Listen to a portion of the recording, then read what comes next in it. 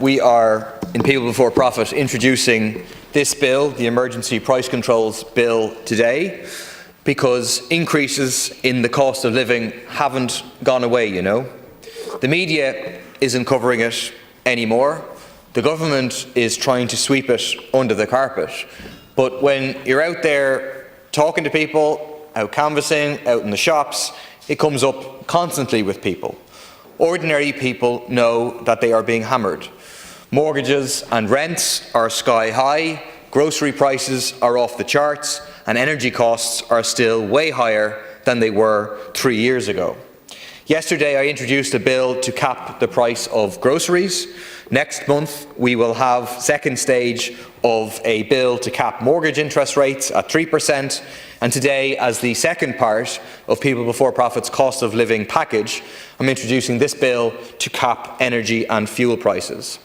Our bill would cap the price of electricity, gas, home heating oil, petrol and diesel, and it does so by using existing powers available to the government under the Consumer Protection Act 2007, which allows it to introduce price controls. Our bill would cap electricity at 25 cents per kilowatt hour, significantly lower than the current average price of 35.83 cents. It would cap natural gas at 8 cents per kilowatt hour, significantly lower than the average current price of 11 cent 0.17, and kerosene or home heating oil would be capped at €1 a litre. We estimate that this would save the average household €1,300 on electricity alone. In a country with the highest electricity prices in Europe, it's clear that price controls are badly needed. A third of households are living in energy poverty, which means that they're forced to spend more than 10% of their income on energy. For very many, that is absolutely unsustainable. It means falling further and further into debt. Electricity prices doubled in the 2 years to April 2023. Although then prices began to slowly fall in late 2023, households are still paying far more for energy than they were 2 years ago. The CRU has recently said that a return to 2021 prices is unlikely. The government has said that the energy credits were only temporary once-offs. So they're expecting ordinary working people to shoulder the burden of permanent price hikes for years to come. The latest figures from the CRU show the cumulative effect of 2 years of high energy prices. 1 in 10 households are in arrears for their electricity, and a record 1 in 4 households are in arrears for their gas.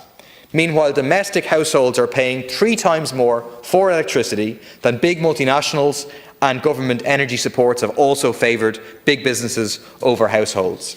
On top of this, the ESB Group, a state-owned company, reported profits after tax of €868 million for 2023, up more than 30% in 2022. It shows that the cost of price caps could be easily absorbed from the profits of the energy companies and by redistributing tariffs between domestic and big business consumers. The second area where our bill would control prices is in relation to petrol and diesel. The latest figures from the AA show that petrol costs an average of €1.83 a litre and diesel €1.76. Our bill would set a maximum price cap of €1.75 a litre for both petrol and diesel. It would cut the price of petrol and ensure that prices cannot rise any further. That cost could be absorbed by reductions in excise duty by the government and by scrapping excise duty hikes planned for the 1st of August, which are set to increase the price of petrol by 4 cents a litre and the price of diesel by 3 cents a litre. There must also be no increase in the carbon tax, which is due to go up yet again in the budget. People Before Profit have always opposed the carbon tax. We want it to be scrapped completely. Like excise, like VAT, carbon tax is a regressive tax that penalises low-income households.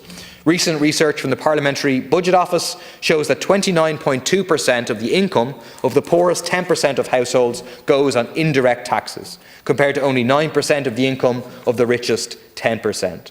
utterly unjust and regressive. In tandem with these price controls, we can further cut costs for households by reducing energy and fuel use. That means massive state investment in free, green and frequent public transport. It means 100% state funding of retrofitting for all households who need it, and it means switching to 100% renewable energy. The government has a €65 billion surplus, more than enough to fund a just transition for all.